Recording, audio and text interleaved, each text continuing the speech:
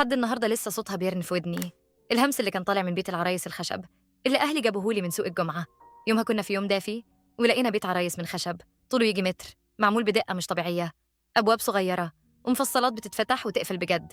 لما الست صاحبة البيت طلبت فيه 20 جنيه بس، بابا ضحك من السعر، والست قالت إن البيت كان مرمي عندها في البدروم من سنين، وكل اللي عايزاه إنها تخلص منه وتاخد مساحته. حملناه في شنطة العربية، وعلى بالليل كان محطوط في أوضتي. السحر والانبهار بالبيت ما كملش غير 4 أيام بس. في اليوم الخامس الصبح صحيت لقيت العفش الصغير جوه البيت مش في مكانه، وكل الأبواب جوه البيت مفتوحة على آخرها. رميت التهمة على أحمد أخويا الصغير، بس قال إنه ما قربش منه. وماما قالت لي أكيد أنتِ اللي قمتي نقلتيهم وأنتِ نايمة. صلحت الأمور ورجعت كل حاجة مكانها، بس تاني ليلة التكرار حصل تاني، وبقت عادة غريبة كل يوم.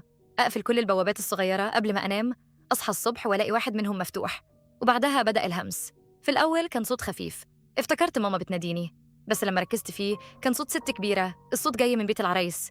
من كتر الخوف شديت الغطا على وشي وما طلعتش راسي غير لما الشمس طلعت. اليوم اللي بعده لقيت لعبة جديدة، مجسم خشب صغير لسه لابسة فستان طويل، بس وشها ممسوح تماما ومفيش فيه أي ملامح، واقفة جوه أوضة النوم.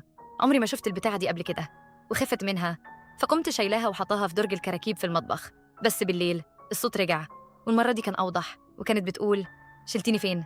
أنا بدأت أبكي، وبابا دخل بيجري فتح النور وقلب بيت العرايس وما لقاش حاجة. بس لما أنا قربت وبصيت في الدور التاني لقيت الست الخشب اللي من غير وش واقفة جنب السرير. في ليلة من الليالي الست همست وقالت انتي بعيدة. من غير ما أحس وبتأثير حاجة غريبة بتسحبني قمت من السرير وركعت قدام بيت العرايس. الست الخشب كانت باصة للحيطة، جيت أمد إيدي عشان ألف وشها، لمحت حاجة أول مرة أشوفها، باب صغير.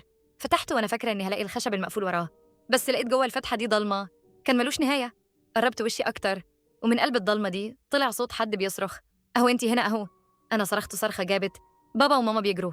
في نفس الليلة بابا سحب بيت العرايس ورماه في المدخل، بس على الساعة 2 بالليل بدأ صوت خربشة يتسمع جوه أوضتي، وماما هي كمان سمعت الصوت ده.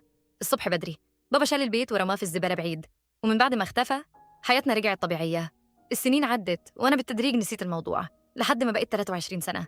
كنت نايمة في شقتي في محافظة تانية خالص لما صحيت على صوت عارفاه كويس قوي من عند حرف السرير، صوت بيهمس، دمي اتجمد في عروقي. الصوت ده ما سمعتوش من 15 سنة. قمت ولعت اللمبة بسرعة، مفيش أي حاجة.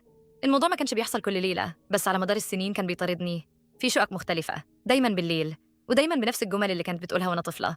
لحد الليلة دي صحيت بعد الساعة 3 الفجر وجوزي نايم جنبي، وفجأة أنفاس دافية بتهمس جوه ودني بالظبط. أنا لقيتك. شغلت النور بسرعة لدرجة إن جوزي اتخض، بس كان مفيش حد.